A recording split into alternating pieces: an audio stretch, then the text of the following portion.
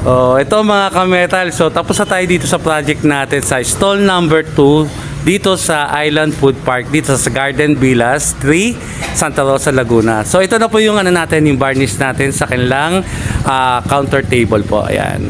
So, ito po, pina-additional to, lagayan dito ng mga bote-bote. Yung something na pan-display nila.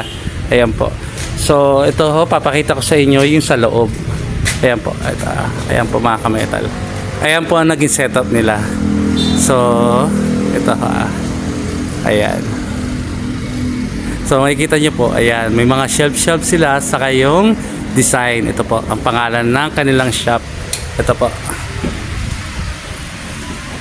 Ayan mga ka-metal. So, ang pangalan po ay Red Lantern. Ayan po. So, kit po ni Sir. Ayan o. So, ito po. Ito yung kanilang binili na portable na sink po. Okay. So, ito naman po yung ginawa natin sa loob nila. Ayan mga ka-metal. So, medyo magulo pa po kasi nag-aayos pa po sila ngayon dito.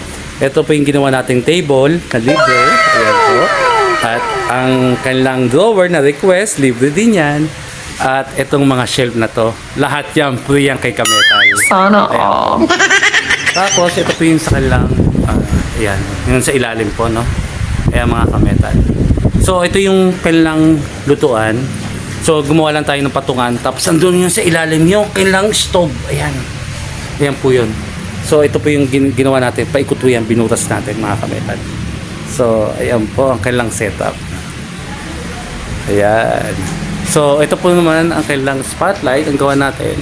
So, naglagay tayo ng spotlight. Ayan po. At ang kanilang with speaker na ilaw. Ayan. Cute po yan mga ka-metal. So, ayan po. Ayan. Tapos ito yung kanilang shelf. Ayan. Dito sa taas. Kumbaga, itong canopy nila, pinaka-shelf na po ito mga ka-metal. Ayan. So, kayang lagyan to ng mabibigat po. Ayan. So, sana nagustuhan nyo po ito mga ka-metal. Itong panibagong idea natin sa design po sa stall. At ito pong idea nito ay galing kay Sir Jepoy. Ito po siya. Sir Jepoy, ano po masasabi niyo sa project natin? Solid. Ha? Solid ho ba? Sobrang ganda. Ano niya lahat ng mga detalye. Ayan. Every details na request ka nagawa niya talaga ng maayos at mabilis. Most important kasi hinahabol kami Tuesday. Ayan. Visit kayo Red Lantern. Ayan po. Red Lantern po. Ayan. So, mga ka-metal, magsasabi lang tayo ng pasalamat kay na Sir Mendel at sa kanyang misis na si Miss Rona at kay Sir Chef. Ayan po. Taga-Olongo pa po siya. Ayan mga ka-metal. So, dito kulang na lang po yung upuan nila na ginawa po, no? Ayan po mga ka-metal. So, subukan niyo dito sa Island Food Park dito sa Garden Villas 3.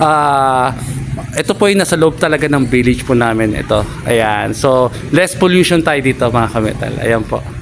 Ayan. So, sana i-visit nyo po dito mga food trip at family bonding. Napakaganda dito. At meron tayong live band lagi dito. Ayan. So, yan po mga ka-metal. So, abangan ninyo yung next project natin. Dito pa rin sa Island Food Park. Ito po yung mga ka-metal. So, yan. Ito naman. So, panoorin nyo. Ito ngayon. Ito siya ngayon. Abangan ninyo yung after na paggawa natin dito sa stall na ito, mga ka-metal.